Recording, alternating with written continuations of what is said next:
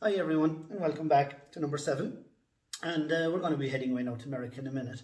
But before we get there, before we go there, I just want to kind of just say a few things um, like I'm going to spin these yarns now in these stories, and it's going to come across as if maybe that I was some kind of, that I'm trying to portray myself as some kind of an old country cabog or an old Egypt or something that way. And anything but, and far from it, is what I'd say. But at the same time, I went to America in 1996. I was still 25 years old. I was turning 26, and I was so green in the sense that I'd been on an airplane once before. I'd been over and flew to Manchester with a man. I went over to Fleetwood doing an offshore survival course with a simulated underwater helicopter escape.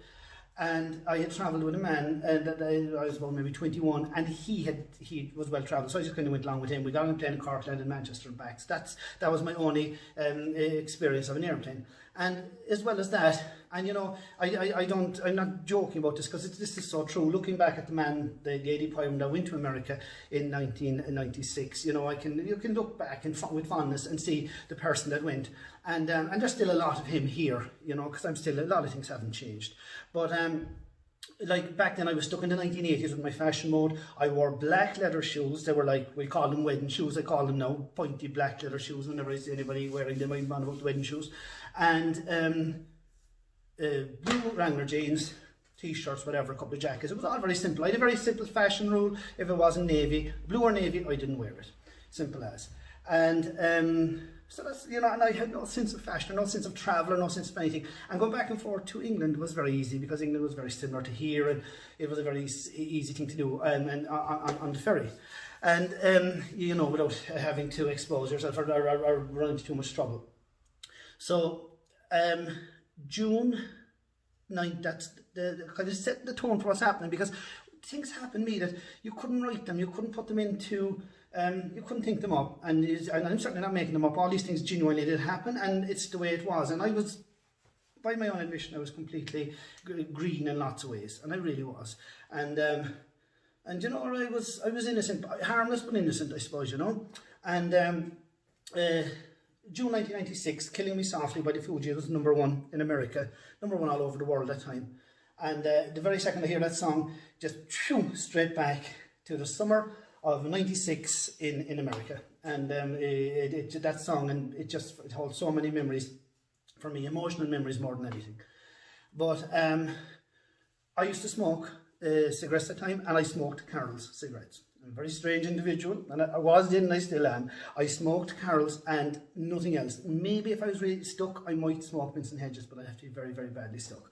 So on a Monday, I decided I was going to go to America, booked the flight, we were flying out on a Friday. I got Morris Quinlan, my friend, over. He had to FedEx a letter back to me to say that I was going to stay with him. Got my accountant to fax me a letter saying that I had a business here and I would be coming back, and that was all for the customs in America. The next big thing I had to do was I went and I bought 2,600 Carols here locally, and put them into a suitcase. In Cork Airport I got 200 more, and on the plane to Heathrow I got another 200. That was 3,000 Carols, and I bought 200 Carols on the plane from going across, in London Heathrow. So I had 3,000 Carols, 200 Vincent Hedges. That's what I travelled with.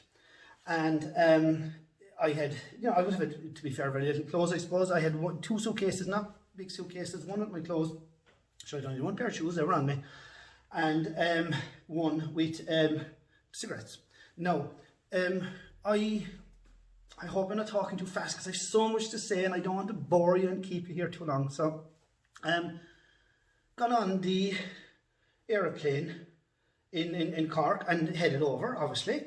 And the trip didn't start out good from that day. The whole thing didn't start good in the beginning, to be fair. And I suppose a lot of it was down to my mood as well, because I was in bad old form. But I landed over in Heathrow, had to collect my suitcases because I was there the longest. Of course, there was a couple of hours between flights, and I thought that was loads of time. But I got my suitcases and then found the American Airlines desk and then checked them all in again and threw on to make a rigmarole. And back in the 90s, if you were going through London Heathrow and you were Irish, there was security every 10 steps.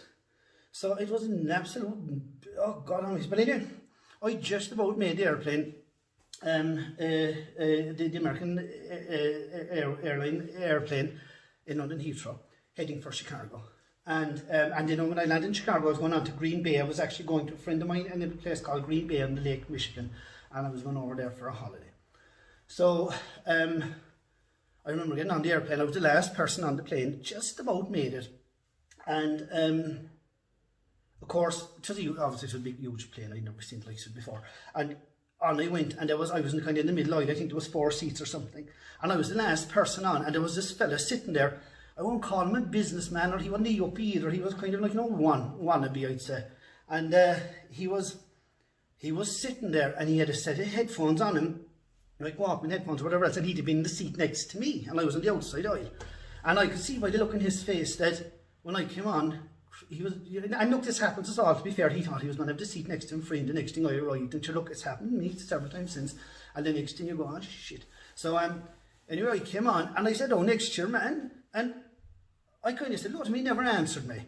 So he just kind of looked at me, so that didn't bode well with me, because I'm kind of a hospitable kind of fella, you know, and if I'd say hello to somebody, I'd like him to say hello back. So the next thing anyway, I was kind of sizing your man up, and he was kind of an old important old devil inside his own head anyway. He had all the, I suppose, whatever you call it, the foil effects and all that up in front of himself, and he had the headphones on, whatever he was listening to, I don't know. So I didn't have any of that technology. So the next thing, the pilot came on, and the pilot said, and this again was my genuine first time ever hearing this, the pilot actually said, you know, for people to switch off whatever appliances or whatever they had on them for fear that to interfere with the navigation equipment of the airplane, taking off until we were up in the air. So, you know, and in fairness, I thought that was a fairly reasonable request to make. So, I was looking at my man in around, was there with his headphones, and he never did. He just sat there with his headphones listening away. So I thought maybe it was the way that he didn't hear. So I kind of tapped him on the shoulder, and he took off my earphone. I said, look, I said, the captain there, I said, he's after, just after saying there to switch that off. I said, until we get up in the air.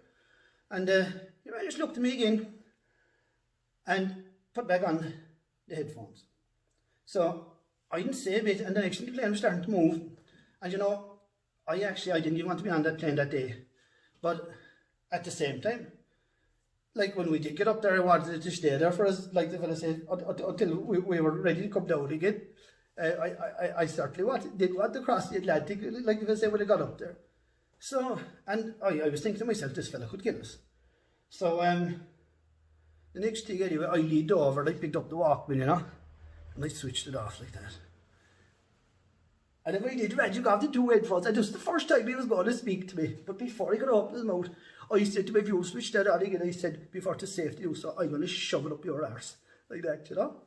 Jesus Christ, he just stared at me. He didn't know what to say. And, you know, I'd say, you could tell by looking at my face that I was bloody well serious as well. So, that was kind of the beginning and the end of our relationship. 5 long hours I was crossing the Atlantic anyway, and not a word from your man. And after I said, no, after a bit I tried chatting away about things, and he wouldn't, no speak. So, that was my trip across the Atlantic. Landed anyway at the other side and did all the typical things, you know, the things you see in the movies, going up through the customs, and the next thing there'd be a line there. Now, of course, I was out across the line. Sure, I was after drinking a bottle of Bacardi, and I was hungover, dying for a cigarette. I didn't smoke since since that morning in Cork before I got into the airport. Dying for a fag, hungover, and the next thing, you'd stand behind the white line, sir. You'd see these things in movies, and these things happen, like, that's not true. And the next thing, I was dying, you see, and they said that you couldn't smoke inside the terminal building. So, and they said, you know, you have to wait till you went outside the terminal building, you have to find the front door effectively to get it to go out and smoke. And, you know, like, that sounds like a fairly normal, rational thing, doesn't it? And, you know, a simple thing to find the front door. Well, could I find the front door? I can see myself now going around the airport. This place was huge. O'Hare, Chicago O'Hare Airport, fucking huge. And the likes of me, like the poor live like me from West Cork, and never seen the likes of it before. I could not find the front door. And I was going up this way and down that way, and I was asking people directions. And of course, I'm the type of person, if I ask you directions, I listen to the first 2 instructions. You might give me 5. I listen to the first 2, then I tune out, I'm gone. And then after instruction number 2, I'm lost again. That's what I do. And the next thing, whatever happened to me, I don't know how I managed this. To this day, I don't know how I managed it. But I do remember going up, and I swept off left, and got at a rake of knots. And the next thing, I swept off left, and I see security fellas, all right. And there was a big crowd. One day, I went with the crowd. And I went away down there a good piece. And the next thing, figured out there was all kinds of departure gates and people heading off with suitcases, getting on airplanes and everything. I was inside in some other departure lounge. No way should I have been down there. So I came back up again, met the security fella, getting in. There was no problem getting back out. It was an awful issue. They didn't want to let me back out.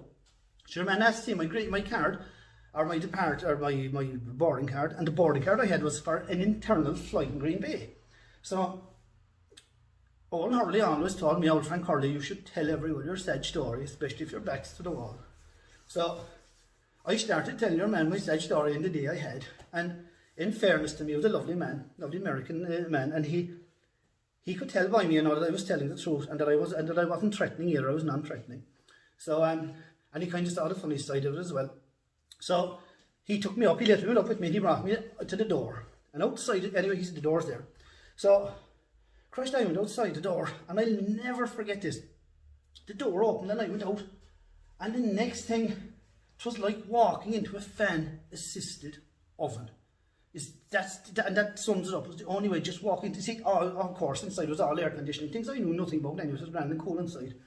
Doors opened, I went out, and I was hit with a wall of heat that I'll never forget. And as dying, as for a cigarette, as I see, like there was no Google, I hadn't looked up the climate or the temperature or whatever. I knew I was going to Chicago or whatever, and it was June. I thought it to be a fine day, but I never thought to be heat like that. And I was standing there first with literally my mouth open, forgot all about my cigarettes.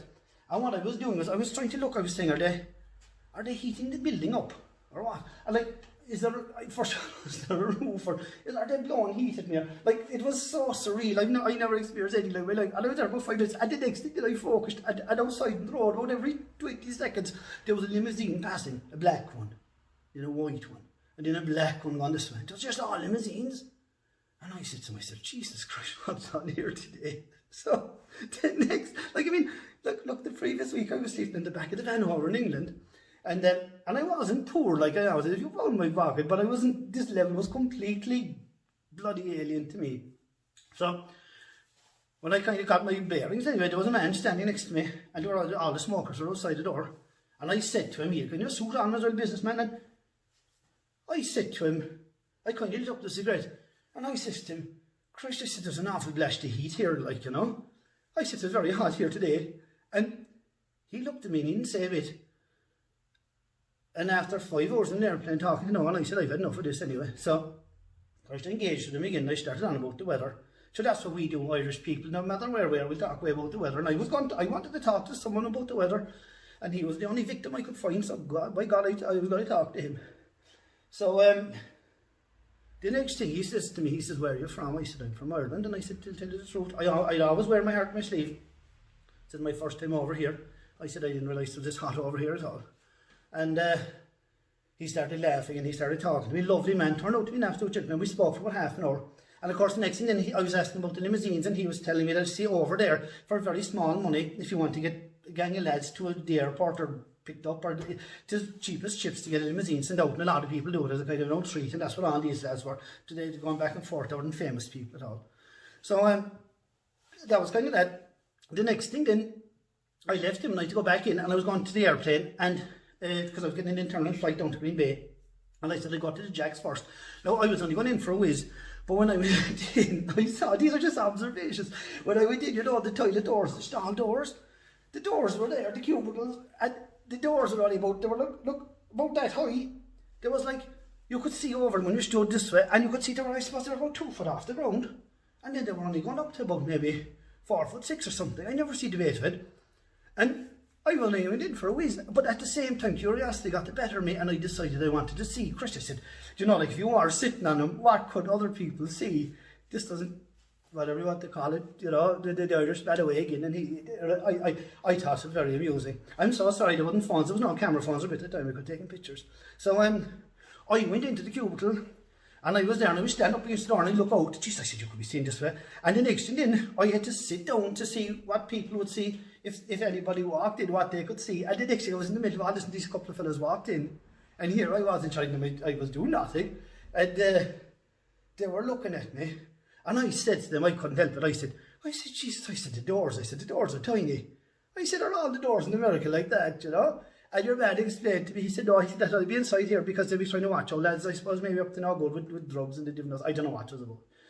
But anyway, I'm 15 minutes into this, and I'm sorry for taking you and keeping it going so long. But we're in America now. The next thing, I got on a plane, and it's a short internal plane, and I headed in the next place I landed was Green Bay that evening, and my friend Morris Quinlan, my lifelong friend who I went to school with, was there to collect me and to mind me, and I'm be eternally grateful. He was like, I couldn't describe it. He was like a big brother to me, and even though we were the same age, and he minded me, and the other lads that I met as well, the Irish fellas, which I'm going to tell you all about them the next day. And I thought I'd get through a lot more now, and I'm 16 minutes into this and I didn't. So we've landed in Green Bay on the Lake Michigan in June 1996. And if you're interested, if you're enjoying the stories, come back to me. I have a great story for next week, a really good one and a really true one. And I promise that I'm going to tell it your words and all. And in the meantime, take care and thanks very much.